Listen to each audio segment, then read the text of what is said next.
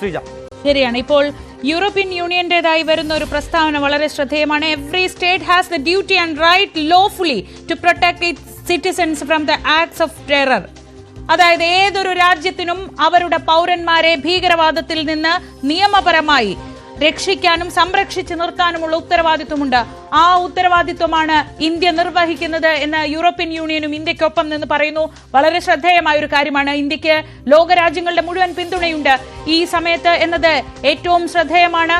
ഇന്നലെ എസ്കലേറ്ററി അല്ല, non escalatory ആയ ഒരു ആക്രമണം, അത് ഭീകരവാദത്തിന്റെ വേരെറുക്കാൻ എന്ന് പ്രത്യേകം പറഞ്ഞിട്ടും ഇന്ന് ഇന്ത്യക്ക് നേരെ 15 മിസൈലുകൾ തൊടുക്കാൻ തോന്നിയ ആ ബുദ്ധിയിൽ ഇപ്പോൾ പാകിസ്ഥാന്റെ വ്യോമ പ്രതിരോധ സംവിധാനം മുഴുവൻ തകർന്നിരിക്കുന്നു. ഒപ്പം മറ്റൊരു പ്രധാനപ്പെട്ട നേട്ടം കൂടിയുണ്ട്. അത് ഈ ലോകം മുഴുവൻ ഭീകരനായി കാണുന്ന മസൂദ് അസറിന്റെ സഹോദരൻ അബ്ദുൾ റൌഫ് അസർ എന്ന ഖാണ്ഡഹാർ വിമാന റാഞ്ചലിന്റെ അടക്കം സൂത്രധാരൻ, മാസ്റ്റർ മൈൻഡ്, അങ്ങനെ ഒരു കൊടും ഭീകരനെ കൂടി ഇന്ത്യ ഇല്ലാതാക്കിയിരിക്കുന്നു. അതിന്റെ വിവരങ്ങൾ കൂടി പുറത്തു വരികയാണ്. കിരൺ ബാബു തുടരുന്നുണ്ട്. കിരൺ, ഒരു വശത്ത് ഇന്ന് എവിടെ നിന്ന് ഈ അവിടെ ഒരു ബോംബ് സ്ഫോടനം ഉണ്ടായി, അല്ലെങ്കിൽ ഒരു സ്ഫോടനം ഉണ്ടായി, എന്താണ് അവിടെ സംഭവിച്ചത് എന്ന് പാകിസ്ഥാനിൽ നിന്നുള്ള ചോദ്യങ്ങൾ ഇങ്ങനെ തലങ്ങും വിലങ്ങും ഉയരുമ്പോഴും അതിനൊരു മറുപടി വന്നിരുന്നില്ല. അതിനിടയിലാണ് ഇന്ന് ഉച്ചയോടെ ഏറ്റവും പ്രധാനപ്പെട്ട വാർത്ത. അത് റൌഫ് അസറിന്റെ മരണത്തെക്കുറിച്ചാണ്. ഇന്നലത്തെ ആക്രമണത്തിൽ അയാൾ ഇല്ലാതായി എന്ന വാർത്തയാണ് വരുന്നത്. ഇന്ത്യയെ സംബന്ധിച്ച് അത് എത്രമാത്രം പ്രധാനപ്പെട്ടതാണ്? ഇന്ത്യയെ സംബന്ധിച്ച് വളരെ പ്രധാനപ്പെട്ട ഒരു ഇരയാണ്, അല്ലെങ്കിൽ ഇന്ത്യ വളരെ കാലമായി ആഗ്രഹിച്ചിരുന്ന, ഇന്ത്യയെ ലക്ഷ്യമിട്ടിരുന്ന ഒരാളെ തന്നെയാണ് കൃത്യമായി കൊലപ്പെടുത്താൻ കഴിഞ്ഞിരിക്കുന്നത്. ബഹാവൽപൂരിൽ ഇന്നലെ ഇന്ത്യ നടത്തിയ ആക്രമണത്തിലാണ് 10 പേർ തന്റെ കുടുംബത്തിൽ നിന്ന് മരിച്ചെന്ന് മസൂദ് അസർ പറഞ്ഞിരുന്നു. പക്ഷേ അദ്ദേഹത്തിന്റെ സഹോദരൻ അബ്ദുൾ റൌഫ് അസർ മരിച്ച വിവരം പറഞ്ഞിരുന്നില്ല, കൊല്ലപ്പെട്ട വിവരം അറിയിച്ചിരുന്നില്ല. ഇന്ന് അതിപ്പോൾ സ്ഥിരീകരിക്കുന്നു. അബ്ദുൾ റൌഫ് അസർ കൊല്ലപ്പെട്ടു എന്നത്. കണ്ടഹാർ വ്യോമാക്രമണത്തിന് മുഖ്യ നേതൃത്വം നൽകിയ, അല്ലെങ്കിൽ മുഖ്യ ആസൂത്രകനായി നിന്ന ആളാണ് അബ്ദുൾ റൌഫ് അസർ. അത് മസൂദ് അസറിന്റെ സഹോദരനാണ്. അതോടൊപ്പം തന്നെ 2001-ലെയും 2016-ലെയും പാർലമെന്റ് ആക്രമണത്തിന് നേതൃത്വം നൽകിയ, അല്ലെങ്കിൽ അതിന് ആസൂത്രണം ചെയ്ത പ്രധാനപ്പെട്ട ആൾ കൂടിയായിരുന്നു. അന്ന് ഓപ്പറേഷണൽ ഹെഡ്, ഇപ്പോൾ ജെയ്ഷെ മുഹമ്മദിന്റെ ഓപ്പറേഷണൽ ഹെഡാണ്. 1999-ലെ കണ്ടഹാർ വിമാനം തട്ടിയെടുത്ത സമയത്ത് ആ വിമാനം തട്ടിയെടുക്കുന്നതിന് വേണ്ടി ആസൂത്രണം നടപ്പാക്കുകയും അന്ന് ഈ മസൂദ് അസറിനെ വിട്ടുകിട്ടാൻ വേണ്ടിയുള്ള ഇന്ത്യയുമായ വിലപേശലിനുമെല്ലാം നേതൃത്വം നൽകിയ ആൾ കൂടിയാണ് അബ്ദുൾ റൌഫ് അസർ ആണ് മരിച്ചിരിക്കുന്നത്. മസൂദ് അസറിന്റെ ഇളയ സഹോദരനാണ്.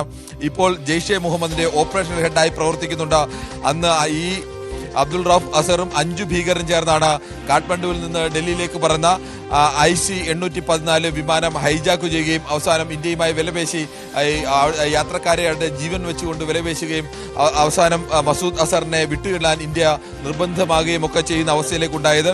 അന്ന് അദ്ദേഹം ഹർക്കത്ത് ഉൾ മുജാഹിദീൻ എന്ന് പറയുന്ന താലിബാൻ നിയന്ത്രിതമായ സംഘടനയുടെ നേതാവും അതിൻ്റെ പ്രധാനപ്പെട്ട ആളുമൊക്കെ ആയിരുന്നു. അതിനുശേഷമാണ് ജെയ്ഷെ മുഹമ്മദ് രൂപീകരിച്ചത്. ജെയ്ഷെ മുഹമ്മദ് രൂപീകരിക്കുന്നതിന് മുമ്പ് അവർക്കുണ്ടായിരുന്ന ഭീകര സംഘടനയുടെ പേരാണ് ഹർക്കത്തുൽ മുജാഹിദീൻ. അന്ന് താലിബാന്റെ ഭാഗമായിരുന്നു. താലിബാന് വേണ്ടിയാണ്, അഫ്ഗാനിസ്ഥാനിലെ താലിബാൻ നിയന്ത്രിച്ചിരുന്ന ഈ ഭീകര സംഘടനയാണ് അന്ന് ഈ തരത്തിൽ ഇന്ത്യയുടെ വിമാനം റാഞ്ചുകയും ലോകത്തൊരു തരത്തിൽ പറഞ്ഞാൽ ഇന്ത്യയെ വിലപേശി മുൾമുനയിൽ നിർത്തിക്കൊണ്ട് ഇന്ത്യക്കാരുടെ മനുഷ്യരുടെ ജീവനെ വിലപേശിക്കൊണ്ട് അന്താരാഷ്ട്ര ഭീകരനായിരുന്ന മസൂദ് അസറിനെ വിട്ടു നൽകാൻ വേണ്ടി നമ്മൾ അവസാനം നിർബന്ധമാകുകയും ഒക്കെ ചെയ്തത്. അതിനുശേഷം ഇന്ത്യയിൽ നിന്ന് വിട്ടയച്ച ശേഷമാണ് ഇവർ സഹോദരങ്ങൾ ചേർന്നുകൊണ്ട് ജെയ്ഷെ മുഹമ്മദ് എന്ന് പറയുന്ന ഇന്ന് ലോകത്തിന് തന്നെ ഏറ്റവും വെല്ലുവിളിയായി നിൽക്കുന്ന, ലഷ്കർ-ഇ തൊയ്ബ പോലുള്ള വെല്ലുവിളിയായി നിൽക്കുന്ന ഈ സംഘടനയ്ക്ക് ജെയ്ഷെ മുഹമ്മദിന് രൂപം നൽകുകയും അതിന് നേതൃത്വം നൽകുകയും ഒക്കെ ചെയ്തത്. പാകിസ്ഥാന്റെ മണ്ണ് കേന്ദ്രീകരിച്ചാണ്. അവിടെ വിപുലമായ സൗകര്യങ്ങളോടുകൂടി അവർ പരിശീലന കേന്ദ്രങ്ങളും പരിശീലനത്തിനുള്ള ആളുകളെയും ഭീകരരെയും ഒക്കെ സംഘടിപ്പിക്കുകയും ഇന്ത്യക്ക് നേരെ നിരന്തരം ആക്രമണം നടത്തുകയും ഒക്കെ ചെയ്തിരുന്നത്.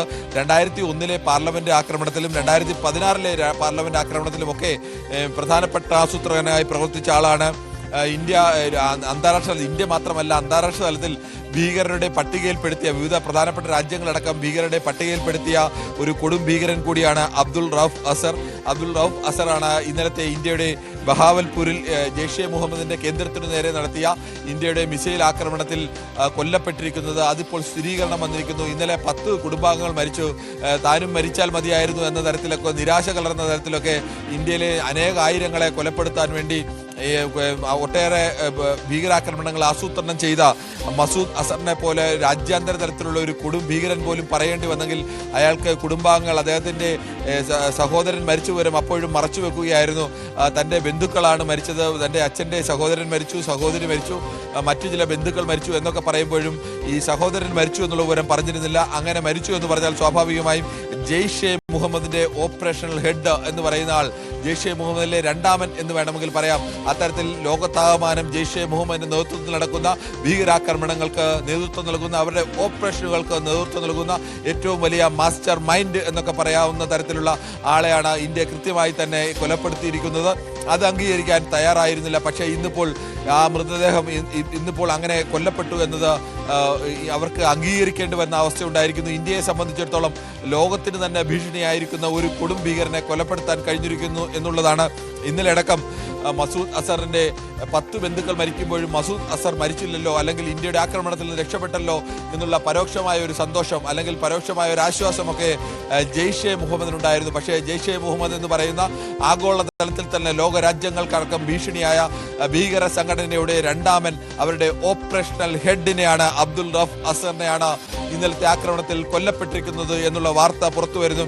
പാകിസ്ഥാനുമേൽ ഒരേ സമയം പാകിസ്ഥാന്റെ ഇന്ത്യക്ക് നേരെ നടത്തിയ 12 ഇന്ത്യൻ നഗരങ്ങൾക്ക് നേരെ നടത്തിയ ആക്രമണത്തിന്റെ മുനയിൽ തന്നെ ഇന്ത്യ പ്രതിരോധിക്കുന്നു, തകർക്കുന്നു. പാകിസ്ഥാനിലേക്കടക്കം തകർന്നു വീണ പ്രധാനപ്പെട്ട പല യന്ത്രഭാഗങ്ങളും എന്താണ് യന്ത്രഭാഗങ്ങളെന്ന് കൂടി ഇന്ത്യ വ്യക്തമാക്കുന്നുണ്ട്. പാകിസ്ഥാൻ ഇന്ത്യയിലേക്ക് തൊടുത്തുവിട്ട മിസൈലുകളുടെ, വിമാനങ്ങളുടെ, ഡ്രോണുകളുടെ ഒക്കെ ഭാഗങ്ങളാണ് അവിടെ വീണത് എന്ന് ഇന്ത്യ കൃത്യമായി തന്നെ പറയുന്നു. എവിടെയൊക്കെ ഏത് ലക്ഷ്യത്തിലേക്കൊക്കെ വന്ന ഡ്രോണുകളാണ്, ഏതു ലക്ഷ്യത്തിലേക്കെല്ലാം വന്ന മിസൈലുകളാണ് ഇന്ത്യ തകർത്തതെന്ന് പറയുന്നു. അതോടൊപ്പം തന്നെ പാകിസ്ഥാനിലെ ചൈനീസ് നിർമ്മിത HQ-9 എന്ന് പറയുന്ന വ്യോമ പ്രതിരോധ സംവിധാനം, ഏതെങ്കിലും ഒരു മിസൈലിനെ തകർക്കല, വ്യോമ പ്രതിരോധ സംവിധാനത്തെ തന്നെയാണ് ഇന്ത്യ അപ്പാടെ തകർത്തിരിക്കുന്നത്.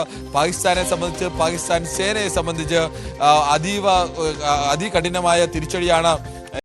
ലോകത്തിന് മുന്നിൽ നാണക്കേടുണ്ടാക്കുന്ന ഒരു തിരിച്ചടിയാണ്. ലോകത്തെ 12ാമത്തെ വലിയ ആയുധ ശക്തിയാണ്, പ്രതിരോധ ശേഷിയുള്ള രാജ്യമാണ് പാകിസ്ഥാൻ എന്നൊക്കെ പറയുമ്പോഴും പാകിസ്ഥാന് ഇപ്പോൾ ഇന്ത്യയിൽ നിന്ന് നേരിടേണ്ടി വന്നിരിക്കുന്നത് അതികഠിനമായ തിരിച്ചടിയാണ്, അതികഠിനമായ നാണക്കേടാണ് നേരിടേണ്ടി വന്നിരിക്കുന്നത്. അബ്ദുൾ റഫ് അസറിനെ പോലെ ഒരു ഭീകരനെ ഇന്ത്യ വധിച്ചിരിക്കുന്നു. പ്രത്യേകം ആലോചിക്കണം, പാകിസ്ഥാനിലെ സാധാരണക്കാരായ ഒരു മനുഷ്യരുടെ നേരെയും ഇന്ത്യൻ വ്യോമാക്രമണം നീണ്ടില്ല. സാധാരണക്കാരായ ഒരാളുടെ ജീവൻ പോലും ഇന്ത്യ അപഹരിച്ചില്ല. ഇന്ത്യ കൃത്യമായും മിസൈലുകൾ തൊടുത്തുവിട്ടത്, ഇന്ത്യ സ്കാൾപ്പ് മിസൈൽ തൊടുത്തുവിട്ടത് പാകിസ്ഥാനിലെ 9 ഭീകര കേന്ദ്രങ്ങൾക്ക് നേരെയാണ്, ഭീകര പരിശീലന കളരികൾക്ക് നേരെയാണ്, മസൂദ് അസറിന്റെ വീടിനു നേരെയാണ്. മസൂദ് അസർ അതിൽ കൊല്ലപ്പെടുന്നില്ല എങ്കിലും അദ്ദേഹത്തിന്റെ സഹോദരനും ജെയ്ഷെ മുഹമ്മദിന്റെ ഓപ്പറേഷണൽ ഹെഡുമായ ലോകം തന്നെ തിരഞ്ഞുകൊണ്ടിരിക്കുന്ന ഭീകരൻ കൊല്ലപ്പെട്ടിരിക്കുന്നു. അങ്ങനെ എല്ലാ തരത്തിലും പാകിസ്ഥാനുമേൽ ഇന്ത്യ വലിയ വിജയം കൂടിയാണ് നേടിയിരിക്കുന്നത്. ലോകത്തോട് ഇന്ത്യ അത് കൃത്യമായി തന്നെ പറയുന്നു. ഇന്ത്യൻ സേനയാണ്, ഇന്ത്യൻ വ്യോമസേനയാണ് ഇത് ചെയ്തത് എന്ന് പറയുന്നു. ഏതെല്ലാം ലക്ഷ്യങ്ങളിൽ നിന്നാണോ ഇന്ത്യക്ക് നേരെ ആയുധങ്ങൾ തൊടുത്തുവിട്ടത്, ഈ ലക്ഷ്യങ്ങളെല്ലാം ഞങ്ങൾ തകർത്തു എന്ന് കൃത്യമായി പറയുന്നു.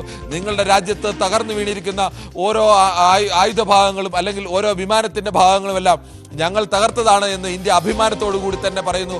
ലോകത്തിന് മുന്നിൽ പാകിസ്ഥാനെ പൊളിച്ചുകാട്ടുക കൂടിയാണ് ഇന്ത്യ ചെയ്തിരിക്കുന്നത്. എന്തായാലും അതിശക്തമായ തിരിച്ചടി തന്നെയാണ് ഇന്ത്യയുടെ ഭാഗത്തു നിന്ന് പാകിസ്ഥാൻ നേരിട്ടുകൊണ്ടിരിക്കുന്നത്.